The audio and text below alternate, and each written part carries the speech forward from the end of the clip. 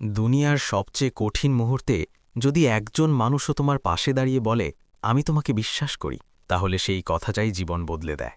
আর ইতিহাসে এমন একজন নারী আছেন যিনি শুধু বিশ্বাসই করেননি, বরং নিজের ভালোবাসা, সম্পদ, সম্মান সব কিছু দিয়ে একজন সত্যবাদী মানুষকে আগলে রেখেছিলেন। তিনি হলেন হজরত খাদিজা রদিয়াল্লাহু তাআলা আনহা। মক্কার মানুষ তাকে চিনত একজন সফল ব্যবসায়ী হিসেবে, সম্মানিত, ধনী, মর্যাদাবান নারী।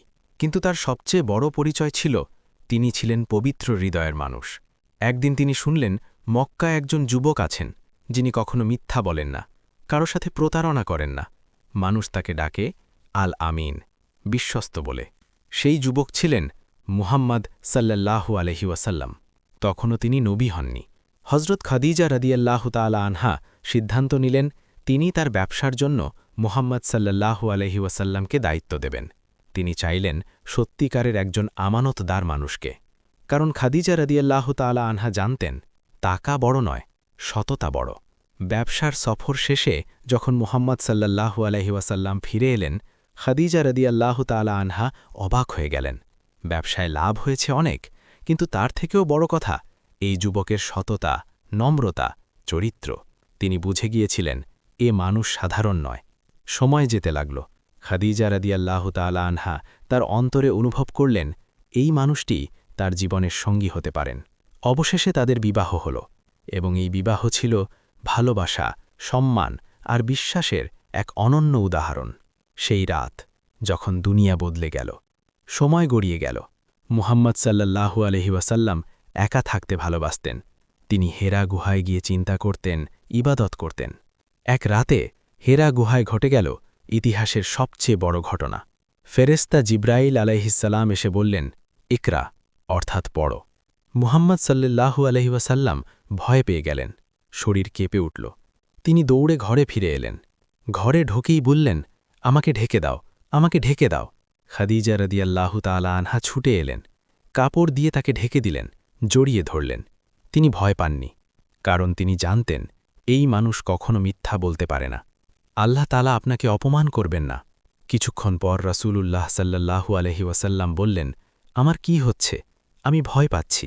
খাদিজা রাদিয়াল্লাহু তাআলা আনহা তখন এমন কথা বললেন যা ইতিহাসে স্বর্ণাক্ষরে লেখা থাকবে। তিনি বললেন, না, কখনোই না। আল্লাহ আপনাকে কখনো অপমান করবেন না।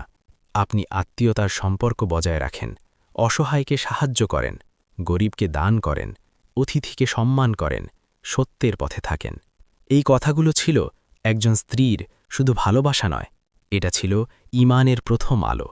তিনি প্রথম মানুষ যিনি রাসূলুল্লাহ সাল্লাল্লাহু আলাইহি ওয়াসাল্লামকে ভয় থেকে সাহসে ফিরিয়ে এনেছিলেন। যখন রাসূলুল্লাহ সাল্লাল্লাহু আলাইহি ওয়াসাল্লাম নবুয়ত পেলেন, তিনি ঘরে ফিরে সত্য কথা বললেন।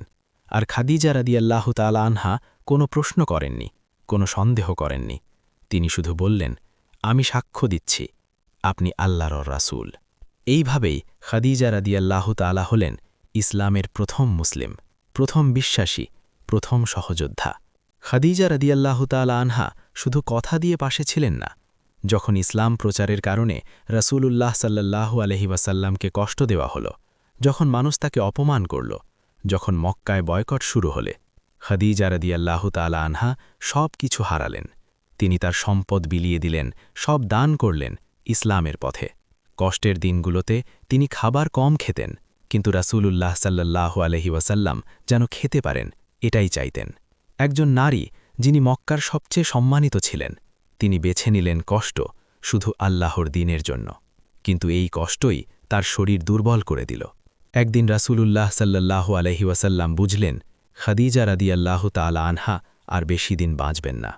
রাসূলুল্লাহ সাল্লাল্লাহু আলাইহি ওয়াসাল্লাম তার পাশে বসে থাকতেন, তার দিকে তাকিয়ে থাকতেন, কারণ খাদিজা রাদিয়াল্লাহু তাআলা আনহা শুধু স্ত্রী ছিলেন না, তিনি ছিলেন রাসূলুল্লাহ সাল্লাল্লাহু আলাইহি ওয়াসাল্লামের শান্তি, সাহস, আশ্রয়। অবশেষে খাদিজা রাদিয়াল্লাহু তাআলা আনহা ইন্তেকাল করলেন। সেদিন রাসূলুল্লাহ সাল্লাল্লাহু আলাইহি ওয়াসাল্লাম ভেঙে পড়েছিলেন। ইতিহাস বলে সেই বছরটাকে বলা হয় আমুল হুজুন, অর্থাৎ দুঃখের বছর, কারণ তিনি হারিয়েছিলেন নিজের সবচেয়ে বড় সাপোর্টকে। খাদিজা রাদিয়াল্লাহু তাআলা আনহার মর্যাদা এত বড় যে জিব্রাইল আলাইহিসসালাম এসে রাসূলুল্লাহ সাল্লাল্লাহু আলাইহি ওয়াসাল্লামকে বলেছিলেন, খাদিজাকে জান্নাতের একটি ঘরের সুসংবাদ দিন, যেখানে কোনো কষ্ট নেই, কোনো শব্দ নেই, শুধু শান্তি। ভাবো, কোন নারী এমন সম্মান পেয়েছেন, যিনি নবীর জীবনের সবচেয়ে কঠিন সময়ে ছায়ার মতো পাশে ছিলেন? আল্লাহ তাকে দিলেন জান্নাতের ঘর। হজরত খাদিজা রাদিয়াল্লাহু তাআলা আনহা আমাদের শেখান, ভালোবাসা মানে শুধু পাশে থাকা নয়, ভালোবাসা মানে বিশ্বাস করা, ত্যাগ করা আর সত্যের পথে দাঁড়িয়ে থাকা। তিনি ছিলেন এমন একজন নারী, যিনি দুনিয়ার আলো হওয়ার আগেই নবীর হৃদয়ে আলো হয়ে